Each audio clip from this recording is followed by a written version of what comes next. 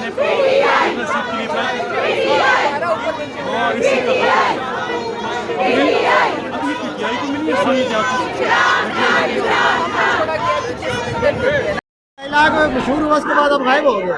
नहीं, गायब तो नहीं था, मैं यही था। मैं तो टॉक शो पे जाता रहा हूँ, मीडिया से बातचीत करता हूँ, आपसे इत्तफाकन मुलाकात नहीं हो सकी। क्या कहते हैं आज फैसला आपने सुना? ये मैं समझता हूँ अल्हम्दुलिल्लाह सुम्मा अल्हम्दुलिल्लाह, हम जितना भी अल्लाह सुब्हानहू व तआला का शुक्र बजा लाए मुकाम में। आज जुमा का बाबरकत दिन है और मुहर्रम आराम का मुकद्दस महीना है।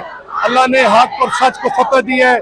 आईने पाकिस्तान जीत गया है, पाकिस्तान की अवाम जीत गई है। पाकिस्तान की अवाम ने जिसको मैंडेट दिया था, जो बुनियादी हकूक हमारे सलब हो रहे थे, वो सुप्रीम कोर्ट का मैं समझता हूँ लैंड मार्क डिसीजन है और इस पे मैं समझता हूँ कि हमें फतह हुई है। लेकिन अभी ये अधूरा सच है, अभी सच पूरा सामने आना है और वो ये है जो हमारा मैंडेट छीना गया है।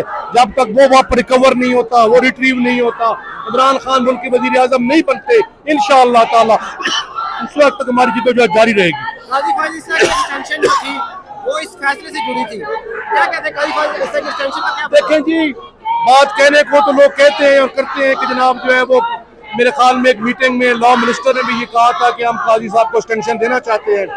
लेकिन मैं समझता हूँ कि आज के इस अवेयरनेस के दौर में सुप्रीम कोर्ट ऑफ पाकिस्तान ने आइन के मुताबिक फैसला किया है, कॉन्स्टिट्यूशन को सामने रख के फैसला किया है। जो ह्यूमन राइट्स की वायलेशन की गई है उनकी उन्होंने, मैं समझता हूं कि मदावा करने की कोशिश की गई है। अवाम ने, आपको पता है, तमाम तर ज्यादती और नासाफी के बावजूद जो सुप्रीम कोर्ट के चीफ जस्टिस और सुप्रीम कोर्ट के जजेस का भी इसके बारे में ये गाय बगाए रिमार्क्स आते रहे हैं कि इलेक्शन कमीशन ऑफ पाकिस्तान ने सुप्रीम कोर्ट के फैसले को मिस इंटरप्रेट किया था।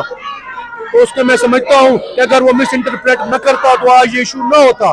तो मेरे ख्याल में सुप्रीम कोर्ट ऑफ पाकिस्तान ने अपने उस फैसले की भी तस्दीक फरमाई है और ये हमें हक दे के, मैं समझता हूँ आईने पाकिस्तान की प्रोविजंस को, जो जिसको पार्टी को वोट मिला है उसका उन्होंने वो इत्मीनान बहाल किया है।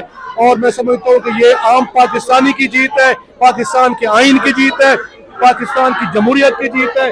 और ऐसे लोग जो पाकिस्तानी जमहूरियत के साथ डट के खड़े हैं, मैं समझता हूँ उनके लिए एक हौसला अफजा की फतह हुई है, ये हक की फतह हुई है, ये इमरान खान के नजरिए की फतह हुई है। और इंशाअल्लाह ताला ये जो हक और इंसाफ, अभी अधूरा इंसाफ हुआ है, अभी इमरान खान को इंसाफ मिलना है। अभी हमारा जो मैंडेट छीना गया है इंशाअल्लाह ताला वो भी हमने रिकवर करवाना है। आसिफ का नाम लेके उनको एक पैगाम देना। और देखें जी, हम आईने पाकिस्तान पे बिलीव करते हैं कि इतना बड़ा फैसला है कि तमाम ऐसे लोग जो अनफेयर मीन पे यकीन रखते हैं उनकी सियासत जो है वो खत्म हो गई है।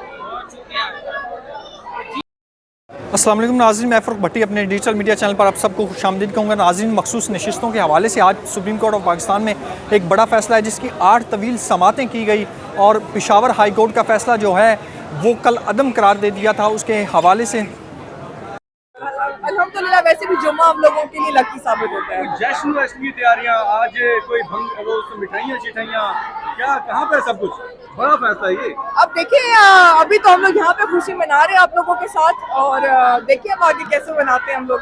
अच्छा, चले, क्योंकि हमारे लिए बहुत ज्यादा ये भी इम्पोर्टेंट है कि खान साहब और बुशरा बीबी की रिहाई और जितने हमारे अंदर कैद में हमारी लीडरशिप मौजूद है उनकी रिहाई इंशाल्लाह हमारा अगला स्टेप है। बिल्कुल, आज से बाहर करना नहीं था और ये बात जो चीफ जस्टिस साहब ने पढ़ के सुनाई है उससे क्लैरिफाई हो गया कि जो तशरीह उस फैसले की इलेक्शन कमीशन ने की थी वो बिल्कुल गैर कानूनी और गैर आईनी। सर, उस गलत तशरीह करने के ऊपर पीटीआई को एक बहुत बड़ा नुकसान उठाना पड़ा है। क्या इलेक्शन कमीशन के खिलाफ कार्रवाई के लिए पीटीआई कोई इक़दाम उठाएगी? पहले डिटेल जजमेंट आ जाए, आप उसके ऊपर इलेक्शन कमीशन के खिलाफ कोई कार्रवाई करने के लिए दरख्वास्त दायर करेंगे? मेरे नज़दीक आज के फैसले के बाद इलेक्शन कमीशन को रिजाइन कर देना चाहिए क्योंकि वो कंडेम हो गया है सुप्रीम कोर्ट की नज़र में। उसमें इलेक्शन सुप्रीम कोर्ट के फैसले के खिलाफ, आइन के खिलाफ, कानून के खिलाफ। सर, इलेक्शन कमीशन को किसने मजबूर किया था ये फैसला करने पर? आप समझ सकते हैं कौन उनके पीछे था जिन्होंने उनको इलेक्शन का रिजल्ट बदलने पे मजबूर किया। वरना 11 बजे तक 8 तारीख को इलेक्शन का रिजल्ट वादे पीटीआई के हक में आ रहा था और रातों रात उसको तब्दील किया गया। वो ताकतें इसकी रिस्पॉन्सिबल है जिसकी डिक्टेशन इलेक्शन कमीशन ने लिया। सर, आज के फैसले के बाद जो चीफ जस्टिस काजी फाइज ईसा से मुतालिक एक्सटेंशन के बारे में बात की जा रही थी, अब तो वो ख़त्म हो गई है, तो आपको लगता है कि इस जजमेंट ने चीफ जस्टिस काजी फाइज ईसा के ऊपर भी अदम एतमाद कर दिया है एक तरह से, जो दीगर जजेस हैं काजी फाइज ईसा चीफ जस्टिस जो हैं उनके ऊपर, क्योंकि उनका फैसला जो है नहीं ऐसी कोई बात। देखो, जहाँ तक डिवाइडेड ओपिनियन होती है, नो कमेंट ऑन जुडिशरी। हम समझते हैं जिसने जो फैसला किया अपने कानून, आइन और अपने कॉन्शियस के मुताबिक। Thank you sir, thank you.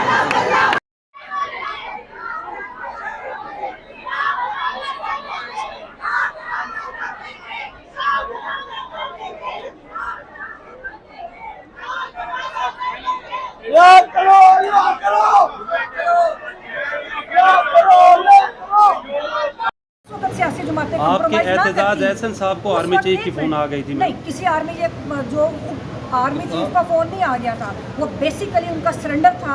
आपके जो सलाम निकला था लोगों का, वकला का, पाकिस्तान की सिविल सोसाइटी का, तो फिर उन्होंने इसके निकले बगैर वो पीछे नहीं हटते। मैडम, हाँ, वो- एतजाज एहसन साहब कहते नहीं, हैं एतजाज इंटरव्यू एहसन में साहब- कि मैं नवाज शरीफ की गाड़ी में था, मुझे जनरल इशफाक परवेज़ कियानी की कॉल आई क्या कॉल कि हम आई? जजेस को बहाल कर रहे हैं, आप तो बैठ करना जाएं। पड़ा ना। अगर आप घर बैठे होते तो वो बहाल हो जाते। उन्होंने सिस्टम से पीछे हटे थे। अगर आप घर बैठे होते तो क्या आप समझते हैं कि मूवमेंट जो थी वो कामयाब होती? कल लाहौर की ATC अदालत ने इमरान खान साहब की ज़मानतें भी खारिज की हैं 3, और कहा है कि 9 मई रियासत से बगावत करने की कोशिश की है। प्रोसिक्यूशन कामयाब हो गई है इमरान खान की प्री अरेस्ट बिल कैंसिल करवाने में। डू यू थिंक कि इमरान खान ने साजिश की तख्ता उलटने की और फौज को? देखिए, मेरी तो एक बड़ा मज़े का केस है। मैं तो हमेशा ये बात करती हूँ कि 9 मई का जो वाक़या है वो एक मशकूक वाक़या है। हर जमहूरियत पसंद की नज़र में एक मशकूक वाक़या है। उसकी तहकीकात का मुतालबा होता रहा, उसकी तहकीकात आज तक नहीं की, और जिस तरह उसको इस्तेमाल करके एक बड़ी सियासी जमात को उसको जबर का निशाना बनाया गया, वो भी एक तारीख़ है।